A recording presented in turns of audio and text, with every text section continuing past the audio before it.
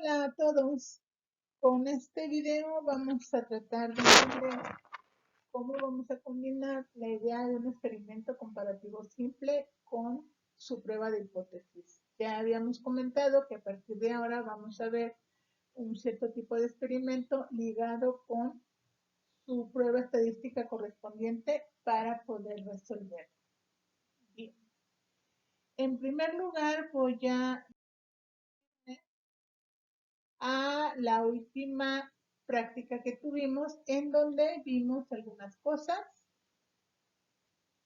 y empezamos a diseñar un experimento comparativo simple utilizando el caso de la infección por Opiofordices. Entonces diseñamos un experimento para analizar la velocidad de infección por este hongo. Utilizamos 200 humanos como sujetos de prueba y decidimos poner a estos 200 humanos en dos grupos de 100 a diferentes temperaturas, porque de previo sabemos pues que este hongo, una de las causas por las que puede crecer o no crecer es precisamente la temperatura del ambiente en el cual se encuentra. Así que decidimos poner a un conjunto de humanos en una región de Canadá, donde sabemos que hace frío, y ubicamos que la temperatura en este lugar era de 6.4 grados centígrados. Y ubicamos al otro grupo de 100 humanos en la isla de Cuba, en donde, bueno, pues sabemos que hace calor, es un clima cálido, y los pusimos en un lugar donde estaban a 26.4 grados centígrados. Nos trajimos nuestras esporas del hongo que previamente habíamos aislado, purificado y metido en una cápsula de seguridad. Y bueno, a los humanos en las dos condiciones, en condición fría y en condición cálida, los expusimos en la misma cantidad de este hongo. Ya platicamos antes cómo fue la exposición, etcétera, etcétera. Muy bien. Después,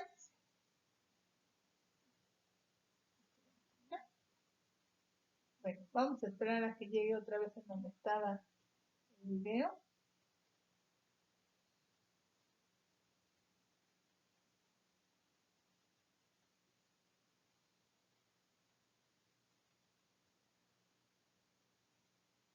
Esto ya lo platicamos.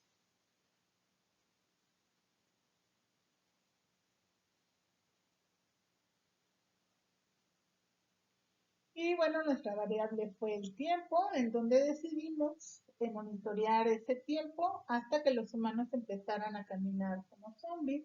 La hipótesis en general fue que la velocidad de infección es diferente o será diferente en las dos temperaturas que nosotros probamos. Y bueno, pues al final, como hay que hacerse cargo de los restos del experimento, pues vamos a suponer que quemamos a todos esos zombies para que la infección no pudiera continuar. Así que tenemos una hipótesis de trabajo. Estas hipótesis, pues podemos probarlas con cierto grado de certeza. Y esa es nuestra hipótesis. Pues nosotros podemos probarla con cierto grado de certeza. Ya hablamos de las hipótesis nulas y las hipótesis alternas. Y también comentábamos pues que en la estadística la que se va a probar es la hipótesis nula que postula la igualdad. Ahora bien, es importante considerar que cuando probamos una hipótesis, pues podemos equivocarnos en la solución que le demos a esta hipótesis porque probablemente no contemos con la evidencia suficiente o nuestro estudio pues no estuvo de alguna manera bien realizado. Así que hay dos tipos de error en el que podemos caer cuando nosotros estamos probando una hipótesis. Y se los muestro en este cuadro.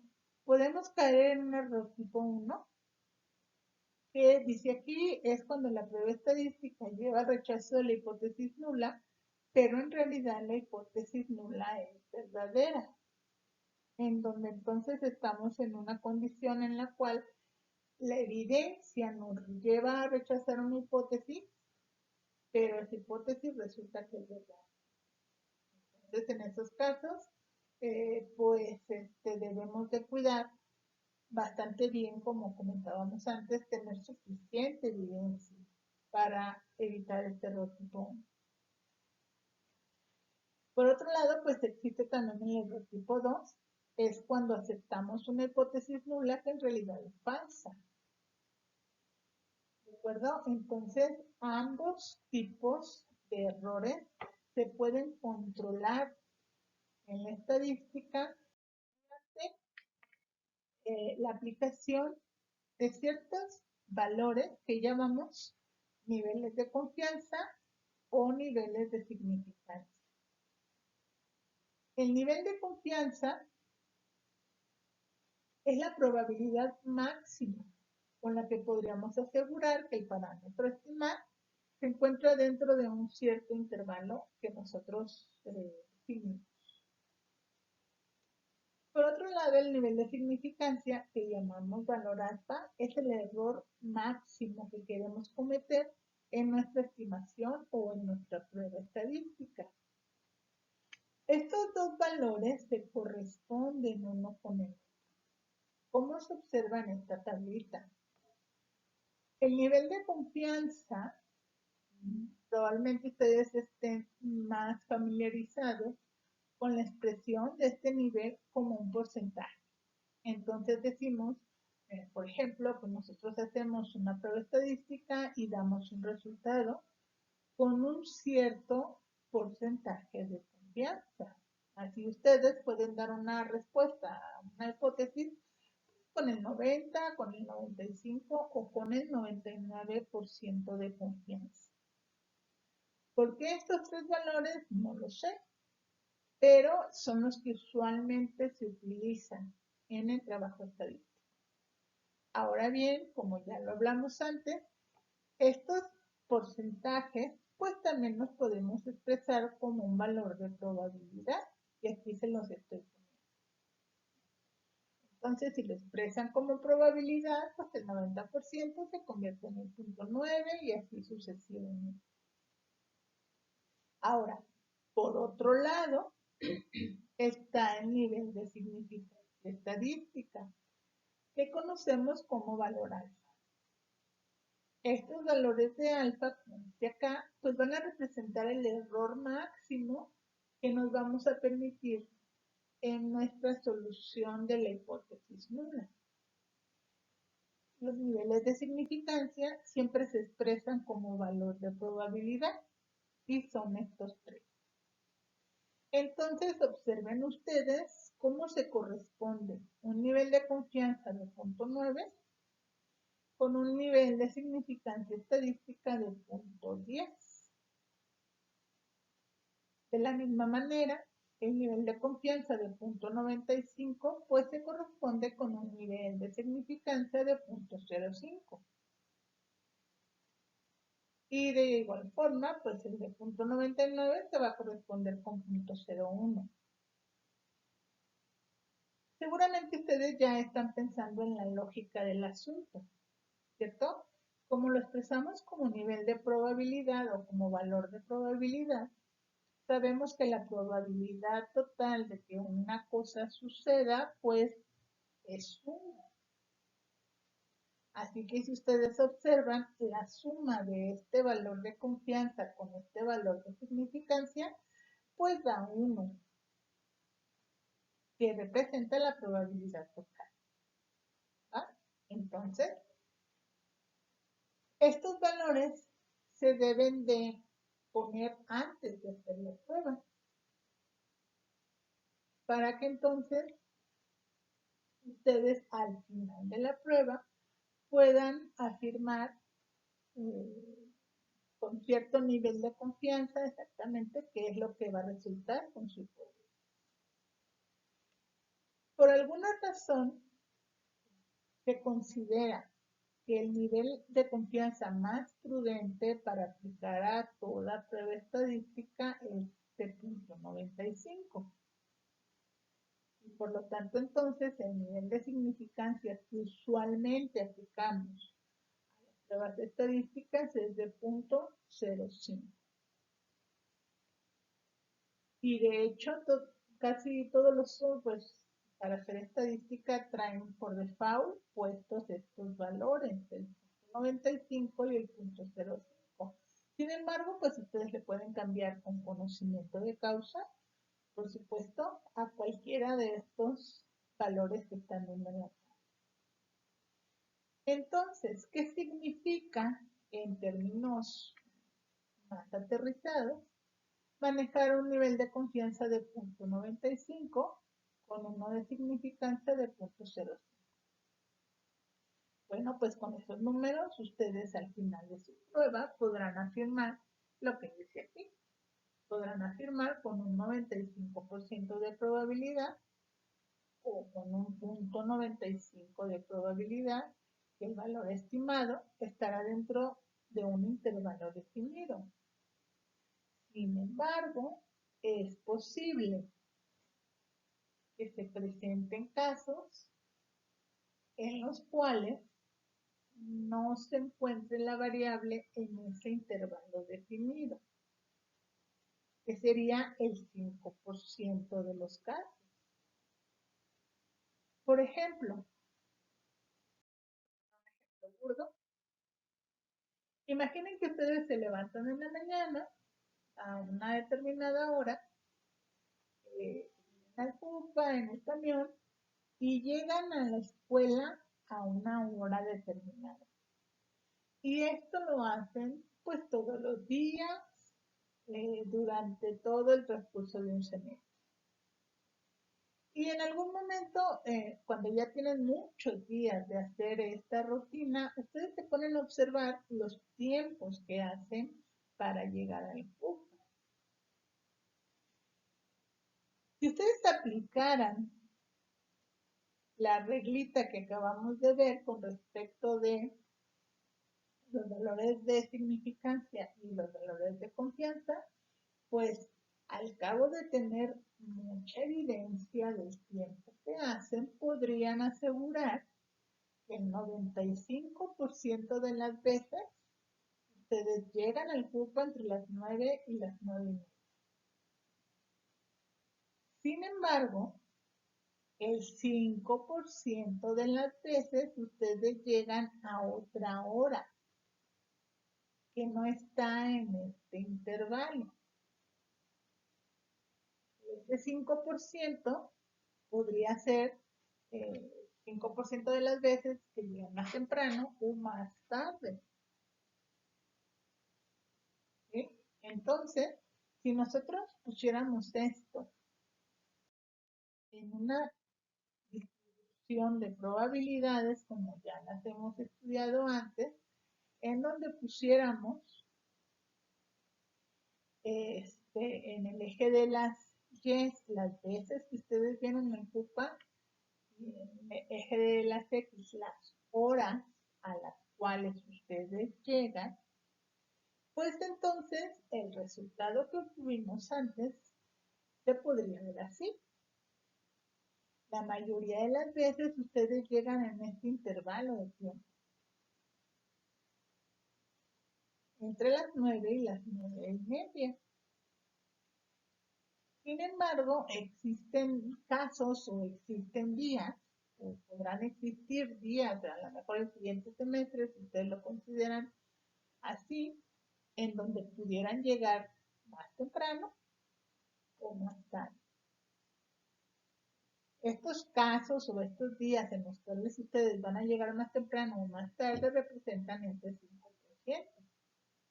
Si las cosas funcionaran como las distribuciones estadísticas, pues entonces ustedes podrían asegurar que el 2.5% de las veces que vengan van a llegar más temprano de las 9. Y 2.5% de las veces que vengan van a llegar más tarde de las 9:30. Bueno, eso representa el 5% del error que ustedes pueden tener en su estimación. Ahora, traspasando todas estas ideas en un contexto más formal,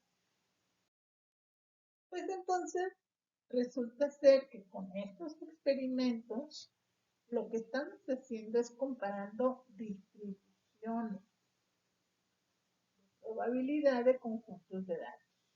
¿Ok? Entonces, aquí lo que estamos queriendo analizar es qué tan, digamos, separados deberían estar dos conjuntos de datos, en sus valores, por supuesto, para ser considerados estadísticamente diferentes. Y veamos los siguientes casos. En esta imagen ustedes están viendo una distribución, pues así, esta pequeña, y otra, pues así, que es esta otra. Estas dos distribuciones están claramente separadas. ¿Observan? Esta tiene una media lo que sea y una varianza pues también lo que sea, pero que es totalmente diferente de los valores que puede adoptar este otro conjunto. Otra media totalmente diferente y otra varianza pues totalmente diferente, pero observen que pues son dos distribuciones independientemente completamente una de la otra, en función de sus valores. Entonces, si nosotros tenemos un caso así, para una variable, la que ustedes quieran, pues no nos cuesta ningún trabajo decir que esta variable se comporta totalmente diferente a esta otra variable. Bueno, recuerden que se supone que es la misma variable en dos condiciones diferentes. ¿Sí? Entonces, ahí no hay ningún problema. Es fácil y la prueba estadística sin duda alguna le dirá que son diferentes. Sin embargo, ahora vean este otro caso. Aquí pues igual tenemos dos conjuntos de valores de una variable que hemos tomado en una condición representada por la curva azul y en otra condición representada por la curva anaranjada. Sin embargo, estas dos curvas pues ya no es tan fácil decidir que son efectivamente diferentes, porque hay un cruce y un cierto nivel de cercanía entre sus medios. Entonces, en estos casos se vuelve importante pues tener una herramienta matemática, en este caso pues estadística, que nos diga si el conjunto de datos azul alcanza a ser diferente estadísticamente del conjunto de datos naranja. Y además, cuando tenemos conjuntos de datos o distribuciones, vamos a llamarles por su nombre, como en este caso, cuyo traslape es todavía mayor que en este caso, pues acá todavía se vuelve más difícil decidir si las puedo tomar como iguales o no. Entonces, la prueba de hipótesis, que se aplica a experimentos comparativos simples, nos ayuda precisamente a decidir si estos dos conjuntos de datos son iguales o no. Y si estos dos conjuntos de datos son iguales o no. Evidentemente, pues también se aplica a estos conjuntos de datos que en primera instancia pareciera que son iguales. Entonces, este es el principio de las pruebas de hipótesis que vamos a aplicar a experimentos comparativos simples. Entonces, la idea es que estamos comparando dos distribuciones de números y esos números pues representan a la variable que hemos decidido medir, pues para conocer algún aspecto de estas poblaciones que nosotros estamos estudiando.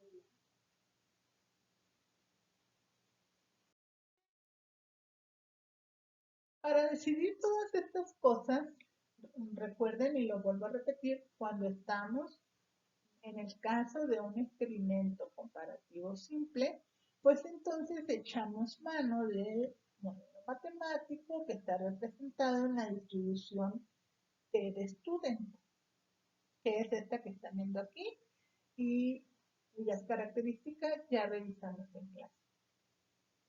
Entonces, esta distribución de student la vamos a utilizar cuando vamos a comparar los valores de una variable en dos condiciones diferentes. Y bueno, lo vamos a hacer tomando su varianza y su tamaño de muestra. Esta distribución la vamos a utilizar cuando tenemos un tamaño de muestra que se considera pequeño.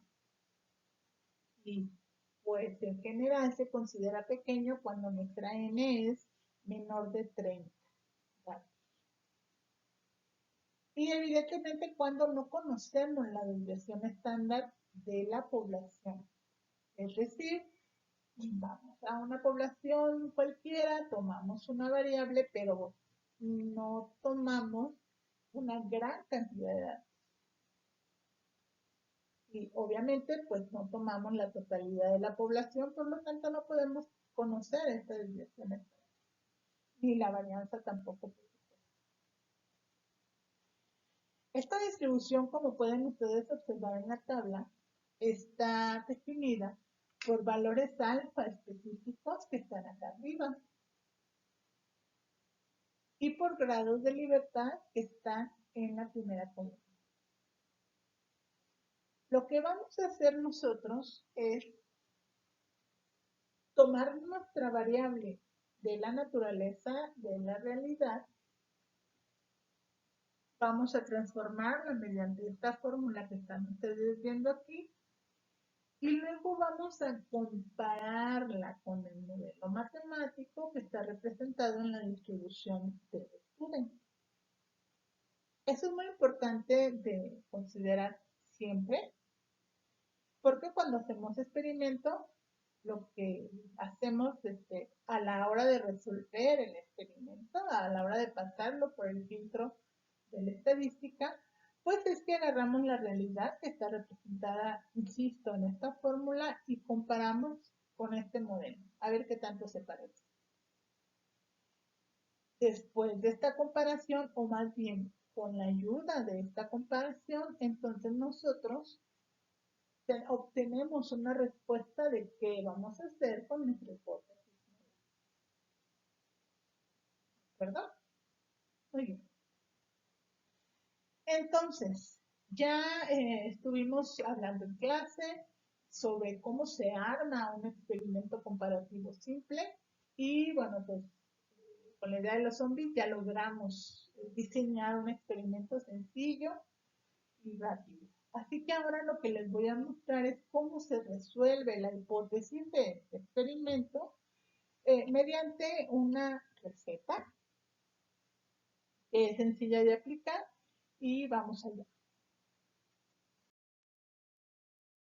Esta parte de la receta ya la habíamos empezado a hacer y hablamos de lo que primero habría que rescatar son algunas características de la variable.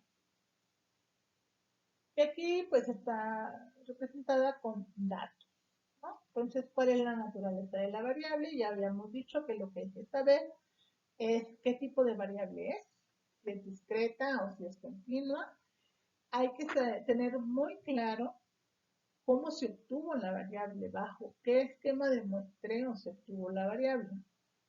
Y también hay que saber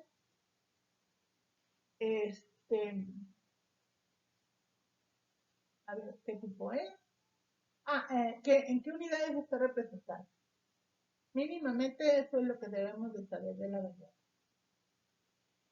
Luego vienen los supuestos. Los supuestos son generales, se aplican más o menos de la misma manera a cualquier prueba estadística. Sin embargo, a mí me gusta ponérselos en todas para que no se los olviden. Aquí subrayé la que se considera la más importante, que es la normalidad. También existe la aleatoriedad e independencia de los sujetos que conforman nuestra muestra. Y la tercera requisito o el tercer supuesto es la homozedaticidad, que significa que las varianzas de los dos grupos de datos que vamos a comparar sean, si no iguales, sí semejantes. Ok. El siguiente punto es establecer las hipótesis, que también ya lo trabajamos, una hipótesis nula y una hipótesis alterna. Cuando uno establece la hipótesis nula, hay que acompañarla en este momento del nivel de confianza que vamos a trabajar y o el nivel de significancia. Regularmente, lo que se utiliza a establecer es el nivel de significancia, o valor alfa. Sin embargo, bueno, pues como ya vimos antes, tienen una correspondencia directa con ciertos valores de confianza que, insisto, es fácil cuando uno los expresa como porcentaje. Pero no olviden, pues, que también se pueden expresar como valores de probabilidad. Bien. Así que vamos a establecer la hipótesis nula y el valor de alfa. Una vez que tengamos esto, entonces vamos a pasar a lo que le llamamos el estadístico de prueba. Este estadístico de prueba, pues es una fórmula por la cual nosotros vamos a filtrar nuestros datos para obtener un número que representa a nuestros datos y que vamos a utilizar para comparar con la tabla estadística. Observen esta fórmula. Esta T significa, bueno, estadístico de T, estadístico de prueba. Y observen ustedes que aquí lo que implica son los promedios o las medias aritméticas de los dos conjuntos de datos. Usualmente se utiliza pues poner primero el valor más grande, después el valor más chico para evitar los negativos, pero bueno, tampoco es ningún problema, como ya lo discutimos antes. Y luego abajo tenemos las varianzas en relación con el tamaño de la muestra de cada uno de los conjuntos de datos. Así que, pues es una fórmula sencilla, pero realmente es interesante observar cómo se relaciona el promedio, la varianza y el tamaño de la muestra. Son los elementos que van a conformar este estadístico. Y entonces por eso representan la realidad. Y aquí van los valores reales de la variable que ustedes fueron a medir con los zombies y con su cronómetro y todo el asunto. Entonces estos son valores reales.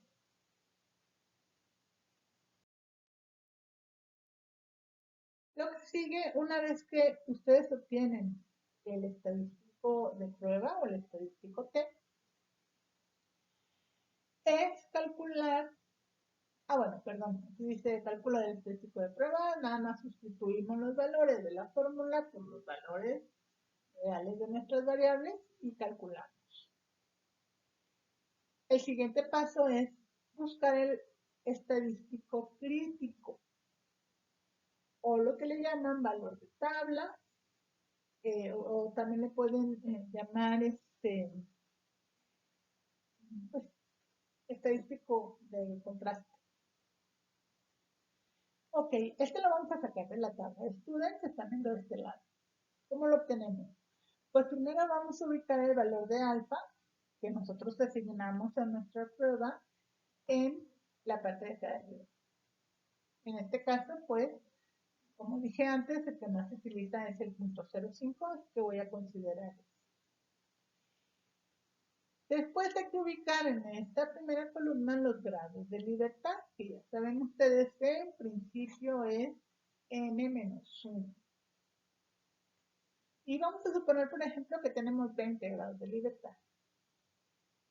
Lo único que hay que hacer es cruzar esta fila que corresponde a 20 grados de libertad con esta columna que corresponde a 0.05 de alfa. Y así obtenemos un número que en este caso es 2.086. Ese va a ser el valor del estadístico crítico. Entonces ya tenemos dos valores, uno que calculamos con la fórmula y otro que sacamos de las tablas. ¿Qué vamos a hacer con esos dos valores? Bien. Con estos números lo que vamos a hacer es lo siguiente.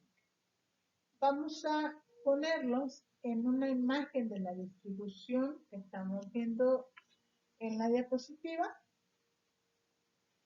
Y, por ejemplo, los valores críticos o valores de tabla, lo que me van a definir son estos puntos de la distribución, que ahora se los vamos a poner en rojo.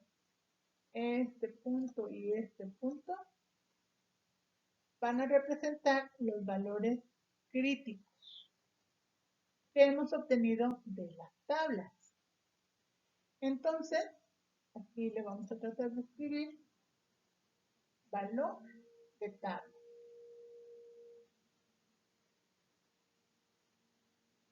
De tabla. Y de este lado igual, recuérdense que esta distribución es simétrica y pasa por el cero, quiere decir que van a tener un valor positivo y un valor negativo. Y como por ejemplo en este caso en donde tomamos 20 grados de libertad con un alfa de 0.05, pues entonces este valor de tablas es 2.083. Como dije antes, pues lo van a tener del lado positivo, aquí en medio va a estar el 0, y también lo van a tener del lado negativo. Entonces, ese valor de tabla les va a separar la región de aceptación de la hipótesis nula de la región de rechazo de la hipótesis nula. ¿Bien? Entonces ustedes van a aceptar la hipótesis nula cuando su variable tome el valor, cualquier valor, por supuesto, entre este intervalo. Si su variable toma un valor más pequeño de este lado o más grande de este lado, entonces ustedes van a rechazar la hipótesis nula. Vamos a suponer que en un problema determinado, la hipótesis nula, perdón, el valor del estadístico calculado, el que obtuvieron de la formulita que les mostré anteriormente, vamos a suponer que les da 5. ¿Dónde está 5? Bueno, pues el valor de 5 está por acá, ¿no? Vamos a suponer que el valor calculado, el que vamos a obtener de la fórmula, me dio 5. En ese caso, está en una región de rechazo. Y en este caso, si el valor calculado me da así de grande, entonces yo voy a rechazar mi hipótesis nula. Ahora bien, supongamos otro caso en el cual este valor calculado nos da un valor de 1. Entonces 1 lo vamos a ubicar por acá. Y en este caso entonces habría que aceptar la hipótesis nula, porque estamos en una región de aceptación. Como ustedes ven, es relativamente sencillo tomar la decisión con respecto de la hipótesis nula cuando nosotros utilizamos esta estrategia. Ponemos una curvita ahí de la distribución, ubicamos los valores críticos que hemos obtenido de las tablas con los grados de libertad y el valor de alfa, y luego ponemos lo que hayamos obtenido en el valor calculado de la formulita del estadístico de T. Entonces, esta sencilla operación nos va a ayudar a definir fácilmente qué debemos hacer con la hipótesis nula. Muy bien. Ahora,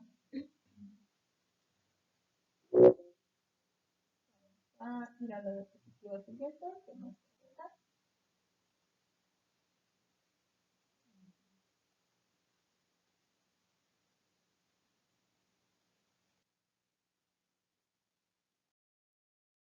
Bien. Tratando de generalizar la decisión que hemos tomado, que voy a llamar decisión estadística, Lo que podemos observar es que cuando el valor calculado es mayor que el valor de tabla, pues siempre vamos a rechazar la hipótesis nula. En el caso en que el valor calculado sea exactamente igual que el valor de tablas, entonces también vamos a rechazar la hipótesis. Así que ustedes pueden utilizar el método gráfico o esta proposición para poder saber qué van a hacer con su hipótesis.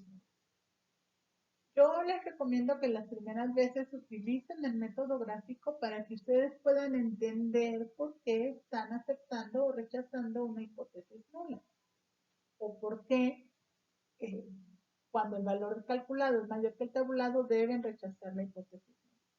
Entonces, me gusta el método gráfico porque les deja ver muy claramente el sentido de la decisión y el porqué de esa decisión. Y bueno, ya después que lo racionalicen y que lo integren en su mente, ya pueden utilizar esta manera. Déjenme decirles también que esta manera de tomar decisión estadística es igual para todas las pruebas estadísticas. Así que esta proposición que están ustedes observando es válida para cualquier prueba estadística. Bien, finalmente lo que debemos hacer es, pues, explicar nuestra decisión en el contexto del problema para poder dar una solución a este problema. Entonces, hasta aquí vamos a dejar este video y nos vemos en la próxima.